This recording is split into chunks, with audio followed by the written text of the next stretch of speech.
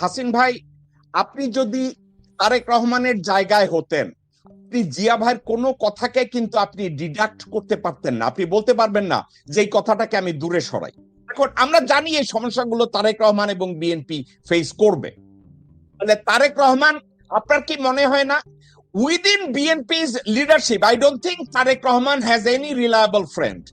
আগে মায়ের কাছে কান্দে ভর করতে পারতো, মায়ের কান্দে মাথা রাইখা কান্দতে পারতো। আগে তার মা কাইন্দা কাইটা আর্মিরে কইতে পারতো যে আমার পোলা রাজনীতি করতে পারবে না, আমার পোলারে এখন তোমরা ছাইরা দাও, আমার পোলা রাজনীতির ধারে কাছেও যাবে না। এখন এই কথাটা বলার মতো তারেক রহমানের কেউ নাই। এবং আমি মনে করি না রিয়ার অ্যাডমিরাল মাহবুব আলী খানের বউ অর্থাৎ তারেক রহমানের শাশুড়ি বেগম জিয়ার পজিশনটাকে ফুলফিল করতে পারবে। তাহলে তারেক রহমানের এই মুহূর্তে গুড গভর্নেন্সের জন্য তার, আমার দৃষ্টিতে তার প্রথম কাজ হচ্ছে কে তার শত্রু কে তার বন্ধু। ব্যক্তি নেতা তারেক রহমান এক কথা, কিন্তু প্রধানমন্ত্রী তারেক রহমানের এই মুহূর্তে শুভাকাঙ্ক্ষী কারা হবে এটা তাকে নির্বাচন করতে হবে। কারা তারেক রহমানের জন্য বুকে বুলেট নেবে, আপনার কি মনে হয় কর্নেল হাসিন? আমি মনে করি ভাই, দেশ চালানো এই মানে এত কমিটমেন্ট বা লোকজনের অঙ্গীকার নিয়ে ক্ষমতায় আসার পরে এটা দেশ চালানো চরম কঠিন, যেটা জামাতের জন্য হইতো না। তারপর ওনাকে এখন বেছে নিতে হবে অভিজ্ঞ জ্ঞানী লোক কারা কোন কোন সেক্টরে আছে, তাদেরকে কাছে রাখতে হবে। এটা টিম ওয়ার্ক যেভাবে করেন, বাট প্রথমত উনি কোনো সিদ্ধান্ত দিবেন না আলোচনা না করে। ওনাকে বুঝতে হবে, বিশ্বাস করতে ওই লোকগুলি ভারতের এজেন্ট, এই লোকটা চায়নার এজেন্ট, এই লোকটা পাকিস্তানের এজেন্ট। হ্যান্ডেলিংটা উনি কেমনে করবেন ওনার দর্শন। তবে ওনার বন্ধু আসলে আমি কোথায় পাবো আমি জানি না এই মুহূর্তে।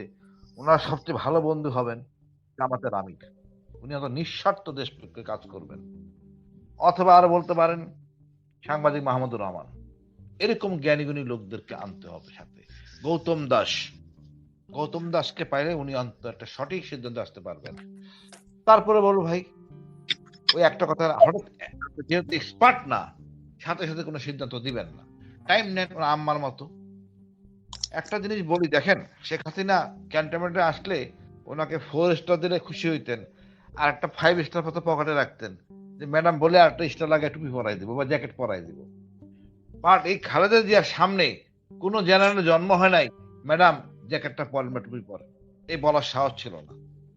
এই যে ব্যক্তি একটা গাম্ভীর্য, একটা যে ব্যক্তিত্ব খালেদা জিয়ার ছিল, এটা সৃষ্টি করতে হবে।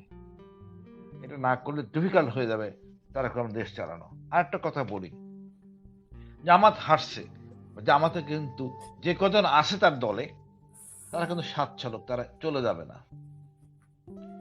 বিএনপি যে লোকটা আছে, যদি এখন তারা মনে করছে আওয়ামী লীগকে আনবে, আওয়ামী লীগকে আনবে, বিএনপির জন্য ক্ষতি হবে, জামাতের ক্ষতি হবে না। বিএনপির যে ভোট, এটা কিন্তু তখন বিপদে পড়ে যাবে। তো তার এখন বুদ্ধি হাসিন ভাই, আমি একটা ভিডিও দেখাবো সবাইকে, আপনারা তিনজনই ভিডিওটা মনোযোগ দিয়ে দেখবেন। আমি এটার উপরে হাসিন ভাই আপনার কাছে আবার ব্যাক করব। আমার ছেলেকে সুস্থ করা যাবে না কোনোদিন, সেজন্য আমি বলছি যে তারেক রহমানকে অবিলম্বে বিদেশে পাঠানো উচিত। এবং সেই জন্য ও যেহেতু বিদেশে থাকবে, ও রাজনীতি থেকে দূরে থাকবে। এখন রাজনীতিতে আপাতত একদম বাইরে থাকবে, রাজনীতির বাইরে। সেই জন্য তিনি কোনো রাজনৈতিক কর্মকাণ্ডে অংশগ্রহণ করতে পারবেন না, এবং দলের দায়িত্ব তিনি এখন আপাতত অংশ রাখবেন না। তারেক রহমানের যখন এই অবস্থা হয়েছে, এই অবস্থার জন্য সেনাবাহিনীর কয়েকজন জেনারেল দায়ী এবং বিএনপির বর্তমানে যারা নেতৃত্ব আছে, একেবারে সিনিয়র নেতৃত্বে, তারা দায়ী। টেবিলের নিচ দিক দিয়ে বিহাইন্ড দ্য কার্টেন তারা এই কাজগুলো করছে মঈনের সাথে একত্র হইয়া। যারা করছে ওখানে গোরখত কাব্বাস ছিল, মির্জা ফাক ছিল, আমির খসরু মাহমুদ ছিল, এবং আব্দুল আওয়াল মিন্টুও ছিল। এখন ওই সময় তারেক রহমানকে আগলাইয়া রাখার জন্য তার মা জীবিত ছিল, তার মা ওয়াল হইয়া দাঁড়াইছিল তার ছেলেকে রক্ষা করার জন্য। তার শাশুড়িও তাকে রক্ষা করতে চায় নাই, তার বউ শালীরাও তাকে রক্ষা করতে চায় না। তার মা, আজকে তার মা নাই। আপনি যদিও উদার ভাবে বলছেন অমুককে পিক করেন, মাহমুদুর রহমান সাহেব, গৌতম দাস, এদেরকে পিক করেন, আমার অ্যান্সার না, আমি এ ধরনের অ্যাডভাইস করব না। একটা কারণে, প্রত্যেকটা মানুষের পার্সোনালিটি থাকে। আমি তারেক রহমানকে ঠান্ডা মাথায় একটা কথা বলবো যে আপনার কেন যেন আমার মনে হয় you have got a low self esteem. Tarique রহমানের একটা কথা বলি ভাই, একজন সাইকোলজিস্ট বা সাইকিয়াট্রিস্ট তারা কিন্তু একটা কথা বলেন, যেসব ব্যক্তিদের লো সেলফ স্টিম তারা ঘরের চাকর বাকরদের উপরে নির্ভর করে। আমি তারেক রহমানকে বলবো আপনি গৌতম দাসরেও নিয়েন না, শফিকরেও নিয়েন না, মাহমুদুর রহমানরেও নিয়েন না। আল্লাহর ওয়াস্তে আপনি আপনার লো সেলফ স্টিমটাকে একটু পুশ করেন, কারণ আপনারে তো এ ধরনের সাজেশন এখন না। জিয়া ভাই, হাসিন ভাই, মামুন ভাই, ওনার স্ক্রিপ্ট রাইটার ভালো না, সালে শিবলি, ওর যে লেখে, বক্তব্য লেখে, একটা চুতিয়াটাই। ভালো বাংলা সে লিখতে পারে না, এফেক্টিভ ওয়ার্ড সে প্ল্যান করতে পারে না। গত 1.5 বছর, 2 বছর, 5 বছর আমি সাজেস্ট করতে থাকলাম এই সালে শিবলি রে বাদ দেন, ওরে দিয়ে কাজ হইতেছে না। কিন্তু সালে শিবলি কিন্তু এখনো তার পজিশনে আছে। অবাক হয়েন না সালে শিবলি যদি বিশাল একটা পজিশন হোল্ড করে। এখন এটা হইছে কেন? আমার ধারণা, এটা আমার ধারণা, আপনারা আমার সাথে দ্বিমত হইতে পারেন, lack of low self esteem. আমি মনে করি না যে ওনার এই ক্ষেত্রে কোন ডেভেলপ করছে, নাম্বার 1। এখন আমি যদি ওনাকে এই কথাটা বলি, জিয়াউর রহমান সাহেব তার আশেপাশে সারাউন্ড করছিল সব যোগ্য মানুষের নিয়ে। আমি অ্যাডভোকেট মামুনের একটা কথার বিরোধিতা করি। অ্যাডভোকেট মামুন জগা খিচুড়ি একটা সার্টিফিকেট দিছে শেখ মুজিব নাকি তার আশেপাশে যোগ্য মানুষে লইয়া রাজনীতি করছে। আমি শেখ মুজিবের জীবনও দেখি নাই সে প্রকৃত দেশপ্রেমিকদের নিয়ে ওইখানে আশেপাশে রাজনীতি করছে। কারণ তারও একটা জায়গায় তার ছিল দাম্ভিকতা, তার ছিল হাত ডাক, কিন্তু আশেপাশে ছিল কতগুলো বড় শ্রেণীর লোকজন। কারণ ভালো যোগ্য ডিসিশন মেকার যদি থাকতেও বঙ্গবন্ধু সার্ভাইভ করে, কিন্তু ওই ডিসিশন মেকার তার আশেপাশে ছিল না।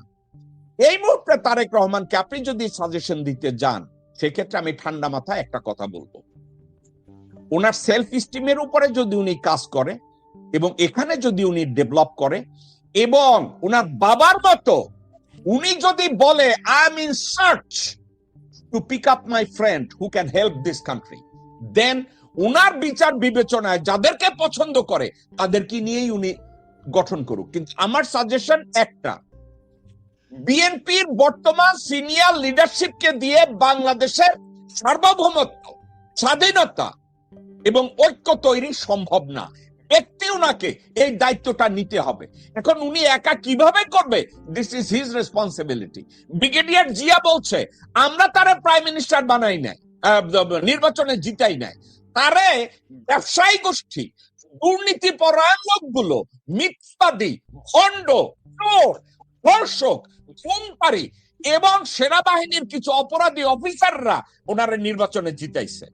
উনি নিজে প্রধানমন্ত্রীর জায়গায় আসছে, উনি উনার বিড়ালের গলায় ঘন্টা ওনার নিজেরটা নিজে বাইন্দা নিছে। এখন সার্ভাইভালের জন্য ওনারে যদি আপনি সাজেশন করেন, আমি যেই কথাগুলো বললাম সব কথার সাথে আপনার একমত হওয়ার দরকার নাই। Don't you think he need a better friend right now to govern the country, colonel Hasin? অবশ্যই প্রত্যেকটা লোকেরই দরকার। আর এনার অনেক সমস্যা রয়ে গেছে, ওনার যে সহযোগী তারা কেউ পরিবর্তন হয় নাই। আপনি নাম বলে বলছেন, আমি মনে করি ভাই দেশটা তো আমাদের, আমরা কোঅপারেট করবো, ওনাকে ভালো সাজেশন দিব। তবে আমাদের কথা হলো জনগণের সাথে থাকা উচিত। এই যে মনে করেন আওয়ামী লীগকে যে পুনর্বাসন করতে যায়, তার ভোট থেকে কাটা যাবে এবং একটা সময় যে আসে নির্বাচনে প্রতি সৃষ্টি হয়, তখন বিএনপি কিন্তু থাকতে পারবে না। তার যে বন্ধুগুলির কথা বলছেন, এরাই তার বিএনপি প্রধান শত্রু। আমি মনে করি আচ্ছা হাসিন ভাই, আমি একটু আমার কথায় বেয়াদবি নিয়েন না। আপনার মনে হয় না তারেক রহমানের শুভাকাঙ্ক্ষী বিএনপির চেয়ে জামাতের মধ্যে বেশি আছে? অবশ্যই। কি বলেন, জামাতে যদি আগলে রাখছে বিএনপি কে, নাকি বিএনপির লোক মারা গেছে কখনো? 10 টাকার সময় দেখেন, জামাত নিঃস্বার্থ, আপনি অবাক হবেন, আজকে আমরা কথা বলতেছিলাম স্যার সহ, যে বলতেছিল জামাতের সিস্টেম, আমাদের স্যার খরচ প্রায় 30 লাখ করছে মাত্র নির্বাচনে, বাতিন স্যার, বাকিটা নিজ দলের লোকরা করছে, অন্যান্য জায়গায় করছে। এবার বলেছে জামাতে যদি কোনো টাকা নাও থাকে তারা নির্বাচন করার সক্ষমতা রাখে, কারণ দল তাকে সাপোর্ট করে। জামাত দেশকে ভালোবাসে, যে কথাই 71 ন্যারেটিভ চলবে না তো। বিএনপি তো সেটা নাই। বিএনপিকে যে টাকা দেয় বিনিময়ে কিছু প্রত্যাশা নিয়ে টাকা দেয়।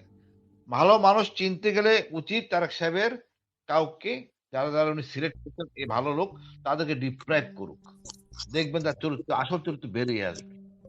ওকে, যদি একটা চরিত্র থাকে, আমি একটু কথা আর কোনো solution ওকে, নাই। আমি জিয়া ভাই আপনার কাছে আসছি। মামুন ভাই আমাকে একটা কথা বলেন, তারেক রহমানের বন্ধু, সত্যি বন্ধু, আপনি কি মনে করেন তার দলের মধ্যে না দলের বাইরে? অ্যাডভোকেট মামুন। এখন দলের মধ্যে তার দলের বাইরে যাই বলেন না কেন, man is known by the company he keeps. আমি অধিকাংশ সময় যাদের সাথে আমি থাকি তারা আমাকে প্রভাবিত করে, কেউ কাউকে প্রভাবিত করে তা হয় না। এখন এখানে আমি একটু বলতেছি, সরদি সাহেব যখন কি প্রধানমন্ত্রী হলেন তখন পার্টি নেতাদেরকে উনি প্রশ্রয় দিতেন না, কয় যাও যাও কাজ করো, হ্যাঁ এখন party in power. He was a good administrator. Sheikh মুজিবকে বলা হয়তো ব্যাড অ্যাডমিনিস্ট্রেটর। যাই হোক, আপনি আমার কথা বলে, আমি শেখ মুজিবের পার্সোনাল আমাদের ফ্যামিলির সাথে পরিচয় ছিল, আমি কিছু ভালো দিকগুলো জানি। সব ব্যাপারে যে সে করে নাই সেও চাটুক দ্বারা পরিচালিত হচ্ছে। তবে একটা কথা যেটা নাকি আপনি বললেন যে উইনস্টন চার্চিল সে বলতো আই বলে যে আই ওয়ান্ট ক্রিটিক নট ফ্ল্যাটারার্স। তো এই একটা ব্যাপারই আমাদের দেশের নেতারা ক্ষমতায় যাওয়ার পরে চারিদিকে চাটুক দ্বারা পরিবর্তিত হয়, বুঝতে পারছেন না? এই মেসেজটা যদি তারেক জিয়া বুঝে যে আমি এখন ক্ষমতায় আছি, দায়িত্বে আছি, তোমরা সব চলে যাও, যে যার কাজ করো, আমাকে ডিস্টার্ব করবো না। আচ্ছা, আরেকটা কথা বলি, আমাদের দেশে আমলা দ্বারা নিয়ন্ত্রিত হয় আমাদের মন্ত্রী এমপিরা। এমপিদের কাজ কি? এমপিদের কাজ হলো দেশের সংবিধান রচনা করার জন্য ডিবেট করবে, আলোচনা করবে, সবাই শুনবে। এই দুইটা কাজ যদি ভাগ করে দেওয়া হয়, আর সেক্রেটারিয়েটে যতগুলো আগের সেট আপ যদি চেঞ্জ করে, উনি যদি যদি আপনি শুরু যেটা বলছেন এক কথা, যে আপনি ওই যে প্রিন্স, যেমন যে প্রিন্সের যে বইটা লিখছিল আপনার, যে কি নাম জানি নাম, Clausewitz, না না Karl von Clausewitz. আচ্ছা, He wrote the book, The Prince. হ্যাঁ, তো ওইখানে যে বলছিল ম্যাকিয়াভেলির প্রিন্সের, যেটা ম্যাকিয়াভেলি, আচ্ছা, ম্যাকিয়াভেলি প্রিন্সের যেটা ক্যারেক্টার ছিল যে রাজাকে সিংহের মতো শক্তিশালী হতে হবে এবং সিগালের মতো ধূর্ত হতে হবে। তো কাজেই এইখানে যদি তারেক জিয়া যদি আমাদের আজকে আলোচনার মধ্যে, আমরা তো ক্ষুদ্র জ্ঞানী লোক, যতটুকু অভিজ্ঞতা আছে, যদি আমাদের কথা শুনে, ওনার ক্ষতি হবে না, লাভই হবে। কারণ আমরা পাওয়ার হাঙ্গার না, আমরা পাওয়ারের ধারে কাছেও যাইতে চাই না, ছিলাম অনেক কাছে ছিলাম, যাব না। এখন আপনারা যারা দীর্ঘদিনের আন্দোলনের মামুন ভাই থামেন, একটা কথা আপনাকে বলি। তারেক রহমান এমন কিছু লোকজনের দ্বারা সারাউন্ডেড, যারা তারেক রহমানকে বলে আপনি সিংহ পুরুষ, আপনি দেশ নায়ক, আপনি বোনাপার্ট নেপোলিয়ন। এখন একটা কথা আপনাকে বলি, একটা ঐতিহাসিক একটা উদাহরণ দেই, আপনারা তিনজনই হয়তো জানেন, ভুল হলে আমাকে কারেক্ট করেন। এম্পারার হাইলি সেলাসি তার দুঃশাসনকে কন্টিনিউ করার জন্য ইথিওপিয়ায় মানুষের মধ্যে ছড়ানো হইল যে উনি আল্লাহর পাঠানো, অর্থাৎ ভগবানের পাঠানো, উনি একজন প্রতিনিধি। উনি রাতের বেলায় সিংহ হইয়া যান, সিংহ হইয়া উনি রাস্তায় ভ্রমণ করেন, এবং ইথিওপিয়ানরা এটা বিশ্বাস করা শুরু করলো। এখন একটা চুটকি আছে ইথিওপিয়া, চুটকিটা কি জানেন? রাস্তাঘাটে নেকড়ে হাঁটতো, হাইটা বাচ্চা কাচ্চাদের কামড় দিত। এখন লোকজন কয় হাইলি সেলাসি সিংহ হইয়া ঘুরে, তো শ্রীগাল রে মারে না কেন? শ্রীগাল তো বাচ্চা লইয়া যায়। পরবর্তীতে দেশে যখন খরা শুরু হইল, দুর্ভিক্ষ শুরু হইল, হাইলি সেলাসি তো আর ভগবানের কোনো কিছু নাই, দেখা গেল হাইলি সেলাসি একের পর এক ফেল করতেছে। তখন হাইলি সেলাসি কি করছে ইথিওপিয়া জানেন? দুর্ভিক্ষে লক্ষ লক্ষ মানুষ মারা গেল, ডেড বডি রাস্তায় শুয়ে রয়েছে, শ্রীগালে খাইতেছে। আর ওই সময় হাইলি সেলাসি $6 মিলিয়ন খরচ কইরা বার্থডে পালন করছে। এখন আজকে তারেক রহমানকে যারা দেশ নায়ক বানায়, আজকে তারেক রহমানকে যারা সিংহ বানায়, শার্দুল বানায়, আপনি কি মনে করেন না তারেক রহমান যখন ক্রাইসিসের মধ্যে পড়বে, না তারেক রহমান শার্দুল, না তারেক রহমান সিংহ, না তারেক রহমান দেশনায়ক। এবং আমি এর আগে বলছি তার লো সেলফ স্টিম। এই পুরো আলোচনাটাকে যদি আপনি একত্র করেন, দেন আপনার মন্তব্য কি অ্যাডভোকেট মামুন? আমি তো একই কথা বলবো যেটা আপনি বলার চেষ্টা করছেন, যে সে যদি স্ট্রংলি তার পাশে চাটুকদার যারা নাকি তাকে ভগবানের কাছে নিয়ে যাচ্ছে, হ্যাঁ, মহান নেতা বাড়াচ্ছে, এদেরকে যদি সে না চিনবে, তার দুর্দিনে কেউ ছিল না, তাকে দিয়ে প্রফিট নিয়েছে, এবং খালেদা জিও বলছে তাকে ব্যবহার করে অনেকে অনেক কিছু হয়েছে। এখনই সময়, হ্যাঁ, একটা কথা আছে, চেয়ার মেক্স ম্যান পারফেক্ট। বুঝতে পারলাম যে এখন সে অ্যাডমিনিস্ট্রেটর হিসাবে কাজ করার সুযোগ পাবে, তো তার একটা নীতিমালা হওয়া দরকার। সেখানেই আমি একই কথা কনসেন্ট্রেট করব, যে তাকে এখন, যেমন জাজ কি হয়, জাজ কিন্তু নিজে রিসার্চ করেন, আমরা লয়ার হিসাবে কি দেখি, দুই পক্ষের আর্গুমেন্ট শুনে তাৎক্ষণিকভাবে সেই মানে সিদ্ধান্ত নেয় না, চিন্তা করে মিলাই দেখে। আমরা বলি আমরা হলো রিসার্চার, জাজ হইলো কম্পেয়ারার, সে কম্পেয়ার করে আইনটা মিলাই দেখে, তারপরে তার একটা নিজস্ব একটা মতামত আছে সেখানে দেয়। জুরি সিস্টেম তো আরো ডেভেলপ ছিল। এখন উনি সকলটা শুনবে, কিন্তু ডিসিশন উনি নেবে শান্ত মাথায়, কারো দ্বারা ইনফ্লুয়েন্স হবে না, সেটাই মানুষ প্রত্যাশা করে। তবে যদি তার চারপাশে যদি মিডিয়া বলেন, আমরা যারা আছি, যে যেখান থেকে পারো, তাকে যদি কন্টিনিউয়াসলি যদি তাকে আমরা এরকম গঠনমূলক সমালোচনা এবং গাইডলাইন দিতে থাকি, আমার মনে হয় সে পারবে। এখন যেহেতু দায়িত্বে চলে আসছে, তাকে ফেল করতে দেওয়া যাবে না। আমাদের উচিত হবে যে দেশের স্বার্থে, দেশের স্বাধীনতার সর্বোচ্চ স্বার্থে, আমাদের ভারত আমাদের একমাত্র শত্রু, আজকে ভারতকে যারা বন্ধু বলে তারা অবশ্যই আমাদের শত্রু, এই পয়েন্টটা বুঝতে হবে তাকে। ওকে, আমি ব্রিগেডিয়ার জি আপনাকে প্রথম একটা কথা বলবো। আপনি একজন মিলিটারি পার্সোনাল, আপনি বডি ল্যাঙ্গুয়েজ, আপনাদেরকে সিদ্ধান্তের ক্ষেত্রে অনেক সময় ওয়ার ফিল্ডে অথবা আপনাদের ট্রেনিং এর সময় আপনাদেরকে একটা সাবজেক্ট পড়ানো হয়েছে, সোলজারদের বডি ল্যাঙ্গুয়েজ, এবং ওয়ার ফিল্ডে আপনারা স্ট্র্যাটেজি সেট আপের জন্য বিরোধী পক্ষের বিভিন্ন সিদ্ধান্তের উপরে আপনাদেরকে রিসার্চ করে তারপরে একটা ওয়ার স্ট্র্যাটেজি সেট আপ হয়। আমি হঠাৎ করে আপনাদেরকে সামনে বসে বললাম যে তারেক রহমানের লো সেলফ স্টিম।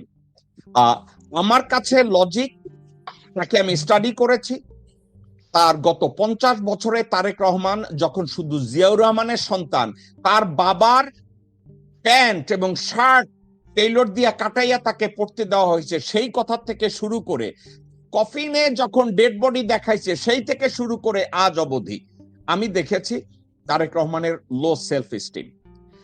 আমি ভুল কিনা আমি আপনার কাছ থেকে জানতে চাচ্ছি। আমি ভুল হলে প্লিজ ভাই আমাকে ক্রিটিসাইজ করেন, আমার কোনো অসুবিধা নাই, আমি মাইন্ড করব না। আপনি সেম ভাবে দেখেন কিনা, নাকি আপনি ডিফারেন্ট ওয়েতে দেখেন? লো সেলফ স্টিমের ব্যাপারটা আমি ঠিক, আমি আপনার যে assessment, I will not challenge that, because I have not carried out that study whether he is low self esteem or not. But আমি ফিল করি যে একটা every leader is not born by with the leadership quality. হ্যাঁ, the leader can be made, and most of the time leader is made. Leader is not by born. Leader is born after he developed himself, then he becomes a leader. তো তারেক রহমান এবং আমাদের দেশের যে political system of growing leadership, এখানে একটা major flaws আছে। এই ফ্লজটা হইল, there is no institution other than Jamaat Islam. There is no other institution in this country which develops a political leader. Remember, a political leader has to understand the strategy, and then he has to understand not only the strategy. Strategy always, it doesn't mean that it's a military strategy. Strategy is the inclusion of all the strategies: military, economic. Then you have political strategy, and all these things all together makes strategy. তো এইটা কিন্তু যে জানার জন্য, আমি একটা point বলি। আমাকে ইউএসএ তে আমি 1 বছর একটা ট্রেনিং করেছিলাম।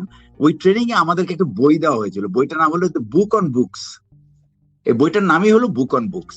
তো হোয়াট ইজ দেয়ার, ওইখানে কতগুলি মাস্ট রিডিং বই আছে for a leader. Like for example, আর্মিতে একটা সেকেন্ড লেফটেন্যান্ট হইলে what are the books he must read before he starts behaving like a second lieutenant? Then he has few must read books for captain. Then he has ওই captain থাকা অবস্থায় ওই বইগুলিকে তাকে শেষ করতে হবে। And it's a self development programme. এবং সিমিলারলি দেখা যাচ্ছে যে এর কিছু কিছু বই যখন সে মেজর জেনারেল হয়ে গেছে, যখন সে জেনারেল হয়ে গেছে, তখনও এটা তাকে পড়তে হচ্ছে। ওরা জেনারেল বলে মানে 1 স্টার থেকে 4 স্টার জেনারেল। তো ব্যাপারটা হচ্ছে কি, he is not 4 star general, he is the 5 star general for the country. So তার কিছু মাস্ট রিড বুকস আছে ভাই, বইপত্র কিন্তু এমনি জিয়া ভাই, লেখে না। জিয়া ভাই, জি জিয়া ভাই বেয়াদবি নিয়েন না। আমি জি। আপনাকে বলি, he is a 5 star general with the quality of no star general. এখন ভাই ভাই ভাই ভাই ভাই ভাই take that bullet, we can love. আমরা তারেক রহমানকে সাহায্য করতে চাই, আমরা তারেক রহমানকে হেল্প করতে চাই, তাকে ডাউন করতে চাই না।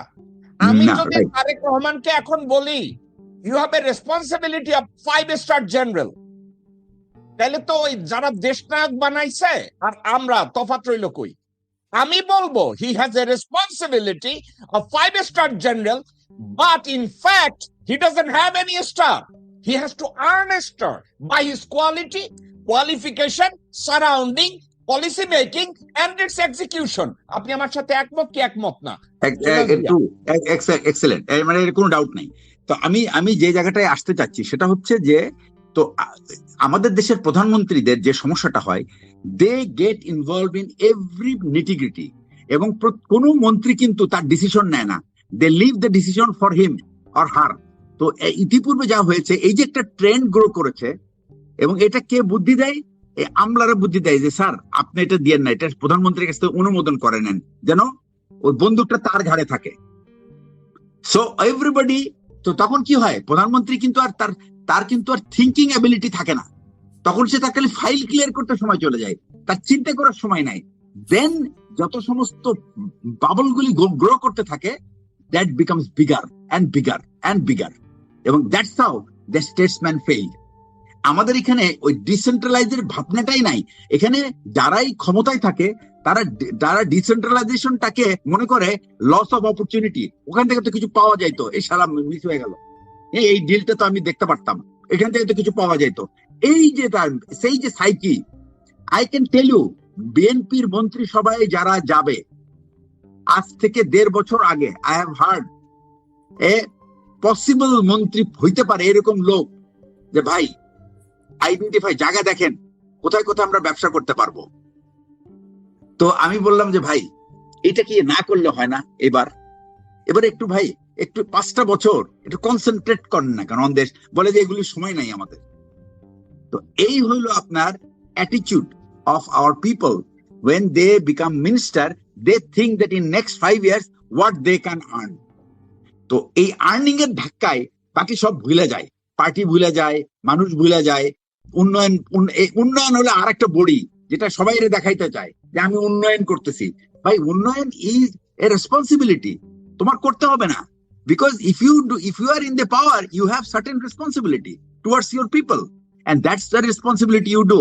আপনি এমন ম্যাজিক কিছু করেন না, আপনি উন্নয়ন করা মানে কিন্তু রাস্তাঘাট করা, দ্যাটস নট উন্নয়ন। উন্নয়ন হ্যাজ মেনি আদার ডাইমেনশন। এখানে মানুষকে আমরা হইলাম এখন পৃথিবীতে সবচেয়ে, আমাদের পাসপোর্টের value is the problem one of the lowest. It is an insult for this nation. এই যে এইখান থেকে উন্নয়নটা হলো রিয়েল উন্নয়ন। তো এখানে আপনি কি দেখবে, আপনি you need to have ethical qualities in the future generation. এই নতুন যে জেনারেশন 6.5 কোটি লোক আছে, তাদেরকে আপনি কিভাবে তৈরি করবেন সারা ওয়ার্ল্ডের জন্য, আপনার সেই চিন্তা করতে হবে। তো আমি যেটা বলছি সেটা হলো যে বিএনপির এই চিন্তা কি আছে, এটা কিন্তু আমি very much I could understand with their family card and health card and all this things. এই যে কার্ড সিস্টেম, এটা একটা যে বিরাট বাণিজ্যের একটা যে অপরচুনিটি, এটা আমি এখন বললে হয়তো বা একটু অনেকে মনে করবে তুমি বেশি বলে ফেলতেছো, বাট এটা আমার মনে হয় বেশি দিন আমাদের অপেক্ষা করতে হবে না এই ফ্যামিলি কার্ড আর হেলথ কার্ড আর এই প্রবাসী কার্ড আর এইগুলির ব্যবসা বাণিজ্য দেখতে। তো এইটার জন্য কিন্তু অলরেডি কিছু লোক কিন্তু একেবারে পুরো রেডি হয়ে আছে। তো এইখানে যদি তারেক রহমান আটকায় থাকে এই কার্ডটার মধ্যে, তাহলে কিন্তু সে দেশ চালাইতে পারবে না। দেশ ভাই চালানো is a different ball game all together. So he has to be there, he has to handle the outer world, he has to handle the inner world, he has to handle the people, and he has to handle his political opponents. এই চারটা জায়গায় at the same time he has got লোভী হচ্ছে যে আপনার corrupt bureaucracy. He has got every individual's agenda, the ala military and civil bureaucracy. He has got all the huge profit making or profit desiring business community. এটাতে কে এগুলি meet করবে? এগুলি সব হইলে এই গরিব দেশের গরিব মানুষের রক্ত আর ঘাম, এগুলি তাদের এই চাহিদা মিট করবে। and at the end of the day আমরা কি পেতে যাচ্ছি we are not sure. যেখানে এইখানে একটা কথা বলি, এইখানে একটা লাস্ট কথা বলি, সেটা হলো উনি কিন্তু ডিক্লেয়ার করেন নাই that he will not do politics, corruption, and he will not let anybody do corruption. He said I have zero tolerance for corruption.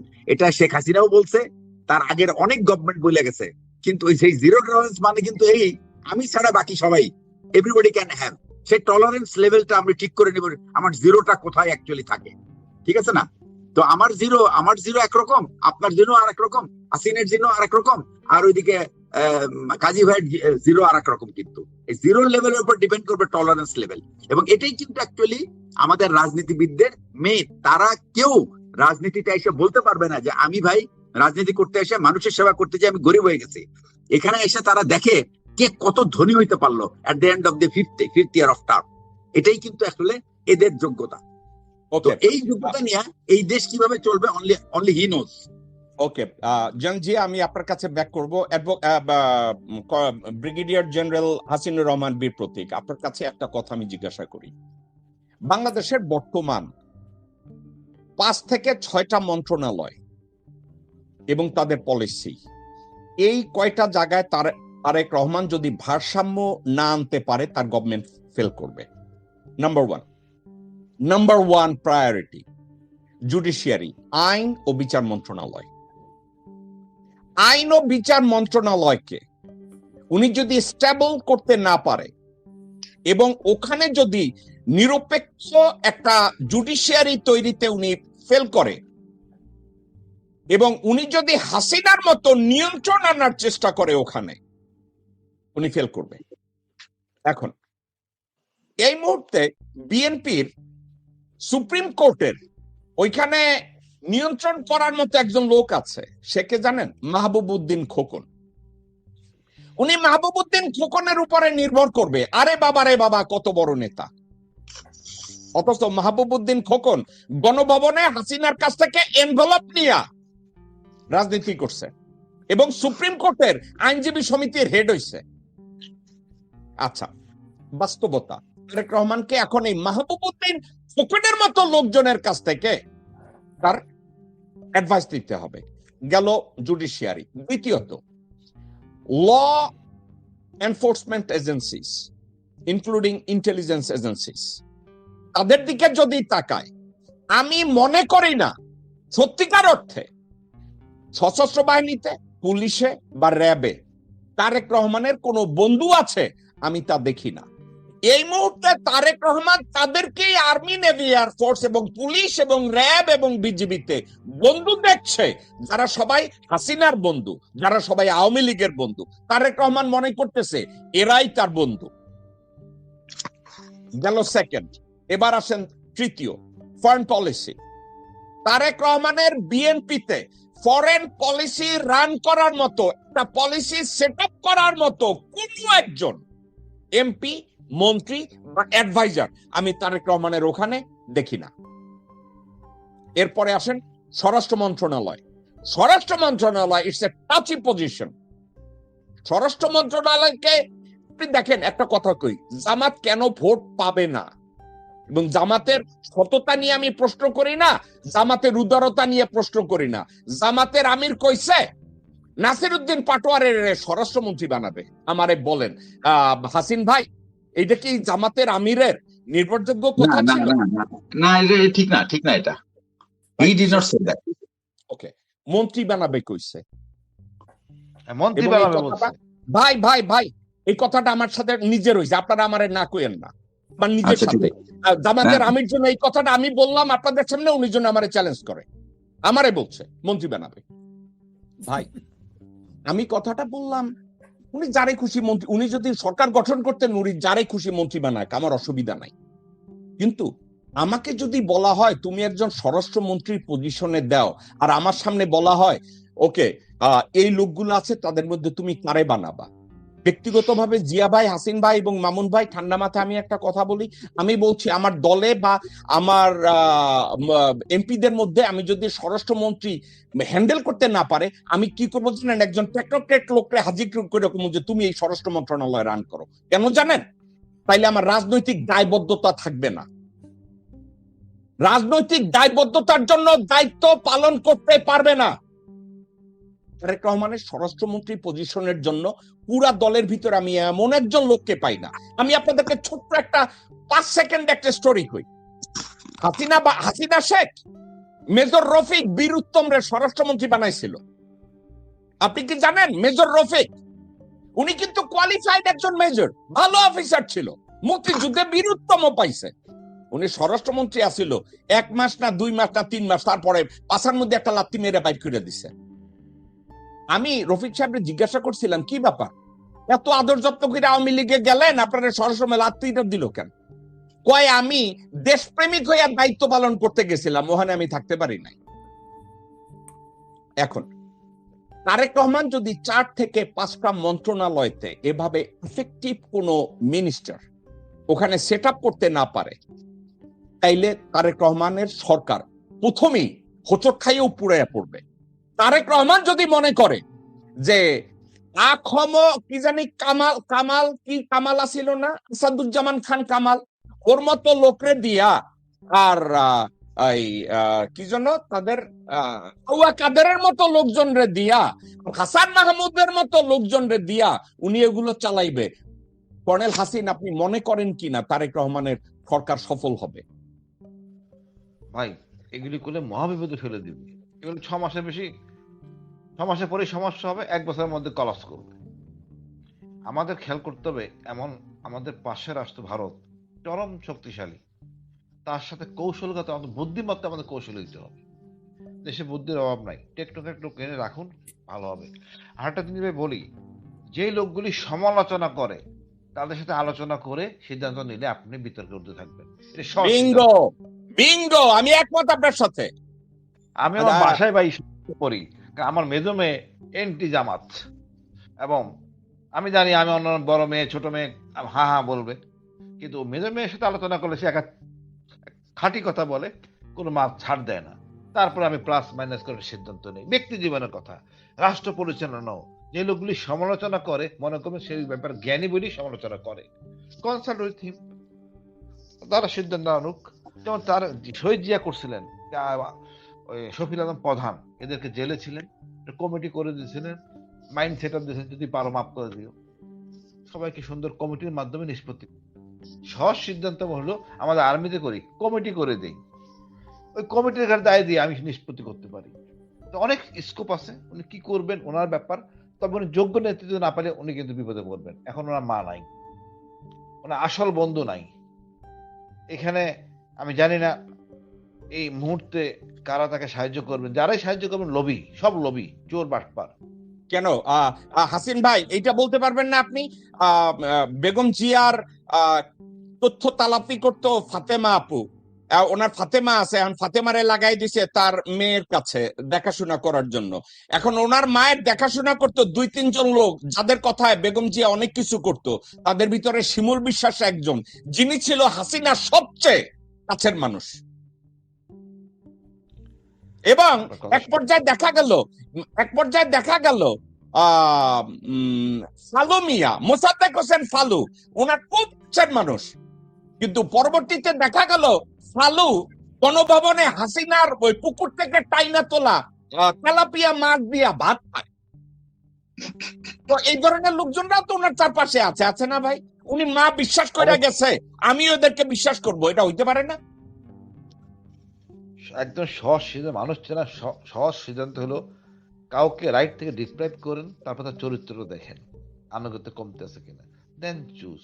পরীক্ষা ছাড়া কাউকে নেওয়া উচিত না, কোনো সমস্যা নাই। আমরা ওই তালিম নেওয়ার জন্য করি, তোষামতির জন্য করি, এটা উচিত না।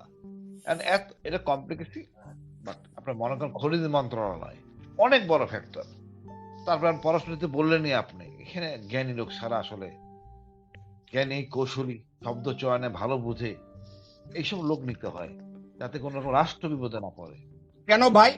আমির খসরু মাহমুদ যে বাণিজ্য মন্ত্রী বানাইছে আমির খসরু মাহমুদ চৌধুরী চায়নার লগে সম্পর্কটাকে ফাকটাপ করার জন্য তাইওয়ানে যাই একটা অফিস করছে, তো অনেক যোগ্য না? ভাই, ওদের সম্পদের হিসাব নিয়ে এদেরকে দলে আনা উচিত ছিল। সেম সকল আমলা, ওই যে বললো না জিয়া স্যার, প্রধানমন্ত্রী থেকে একটু ইনিশিয়াল করাই আনেন কেন? বিকজ চুরি করতেছে বেসিক্যালি আমলা আর মন্ত্রী মিলে, দায়টা প্রধানমন্ত্রী ঘাড়ে, ইনিশিয়াল করাই আনবেন যাতে ওনাকে বাঁধানো যায়। কেন তাই নিতে হবে মন্ত্রীর? ওই আমলা তার পার্সেন্টেজ কমিশন রেখে কাজটা করে। তারেক আমাদের হাসিন ভাই, আপনি কি তারেক রহমানের এই কথাটা মনে করাইয়া দিবেন যে উনি লন্ডন থেকে দেশে আসলেন, মায়ের হাতের ছাপ নেওয়া হইলো কিন্তু মনোনয়নটা কিন্তু কেউ সাবমিট করে নাই, কারণ সবাই জানে এইটা নিয়ে ভবিষ্যতে একটা ঝামেলা হইতে পারে। ইন্টেলিজেন্স এবং তার মুরব্বীরা রাইখা দিছে তার ছেলে আসুক, সে সাবমিট করুক। অর্থাৎ কি জানেন, এইটার দায়ভার কার? তারেক রহমানের। ওই যে জিয়া সাহেব কইছে এবং আপনি বললেন, যত সিদ্ধান্তের ক্ষেত্রে বলবে যাও তারেক সাহেবরে দিয়া অ্যাপ্রুভাল নিয়ে আসো, উনি তো সাইন করে দিল। রশিটা গলায়, রশিটা পড়বে কার? তারেক রহমানের। এনিওয়ে, এক্ষেত্রে আপনার সাজেশন আমি শুনলাম, অ্যাডভোকেট কাজী আব্দুল্লাহ আল মামুন, আপনি যদি নতুন কোন সাজেশন তারেক রহমানের জন্য দিতে চান, আমি 5-6টা সেক্টরের কথা বললাম এবং পাশাপাশি আপনাকে প্রশ্নের মধ্যে অ্যাড করে রাখি, বর্তমান বিএনপিতে আমি আর আপনি বারবার বলেছি বরখুদক আব্বাস যেন এমপি না হয়, আমি আর আপনি বারবার লোকজনদেরকে বলছি সালাউদ্দিন যেন এমপি না হয়, আমির খসরু যেন এমপি না হয়, আব্দুল আউয়াল মিন্টু যেন এমপি না হয়। এখন দেশের জনগণ তাদেরকে ভোট দিছে, দুর্নীতি কইরা জিতুক, নির্বাচন ইঞ্জিনিয়ারিং কইরা জিতুক, কিন্তু তারা তো এমপি হয়ে আসছে। এই লোকগুলাকে দিয়া তারেক রহমান যদি মন্ত্রণালয় তৈরি করে, আপনি তারেক রহমানের সফলতা দেখবেন নাকি ব্যর্থতা দেখবেন? কাজী আব্দুল্লাহ আল মামুন। এখানে তো সফলতার প্রশ্নই ওঠে না। একটা কথা হচ্ছে মানুষ অভিজ্ঞতার থেকে শিক্ষা নেয়। একই ভুল যদি পুনরাবৃত্তি হয় তাহলে বোঝা যাবে যে আমি এই ভুলটা করব না।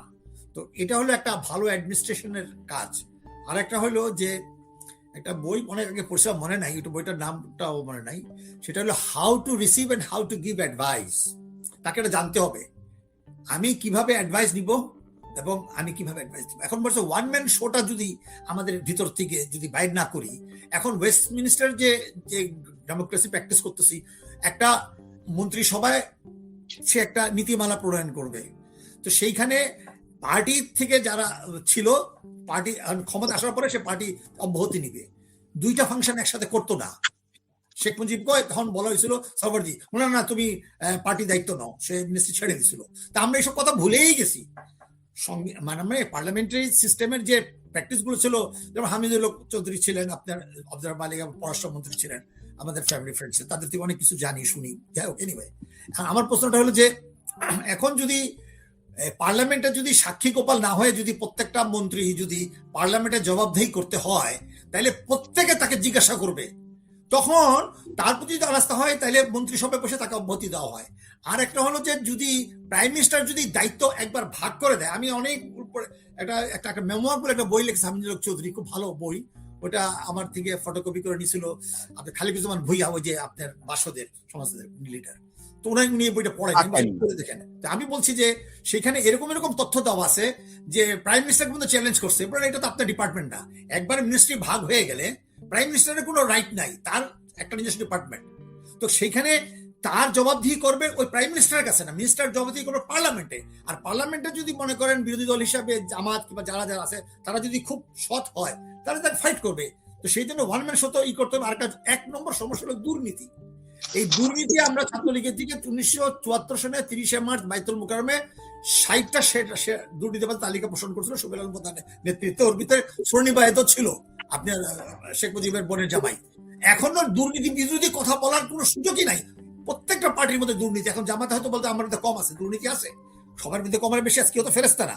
কাজে এখন একটা যদি করে যে ভারতীয় আগ্রাসন মুক্ত এবং দুর্নীতি মুক্ত আমরা একটি গণতান্ত্রিক বাংলাদেশ চাই, এই ব্যাপারে তারেক জিয়াকে যদি সিদ্ধান্ত নিতে হয় তাহলে একটা মিনিস্ট্রি ফর্ম করবে। যেসব দুর্নীতিবাজ আপনি যেসব নামগুলি বললেন, আব্বাস সাহেব বললেন, আপনার আমির খসরু মাহমুদ বলেন, তাদের ফাইলগুলো ওপেন করা উচিত। আরেকটা হতো যে আমাদের একটা মিড টার্ম নির্বাচন হওয়া উচিত, যে 6 মাস পরে এই সরকার প্রতি আস্থা আছে কিনা, 100 দিন পর আস্থা আছে কিনা। আর একটা হলো যে বিচার বিভাগকে যদি স্বাধীন করে দেওয়া হয়। এই ফরাসি বিপ্লবের পরেও দেখা গেছে যে ফরাসি বিপ্লবের সময় ডন্টন আর রবেসপিয়ারের সময় তখন ওই রুল অফ মানে ল অ্যান্ড অর্ডারের জন্য রবেসপিয়ার দায়িত্ব নিল বিচার। তো সে এত স্বাধীন ছিল এবং বিচার বিভাগও তাদের নিজস্ব বাহিনী ছিল।